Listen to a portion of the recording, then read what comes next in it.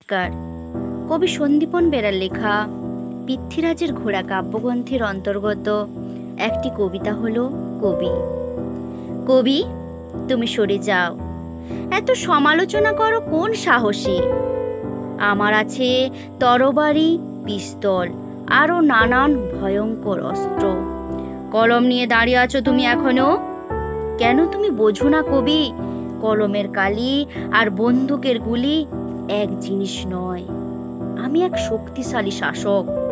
আমার জীবনী লিখতে পারবে?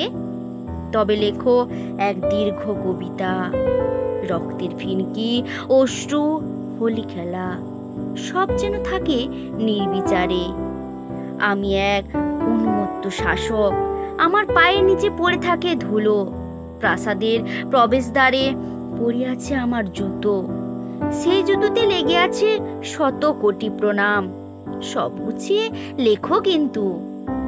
আমি সৃষ্টি করেছি দুর্ভিক্ষের খরা ও বন্যা। নিষ্পাপ শিশু ভূমিষ্ঠ হওয়ার আগেই সে আমার কাছে ঋণী। কবি, লিখতে পারবে তো?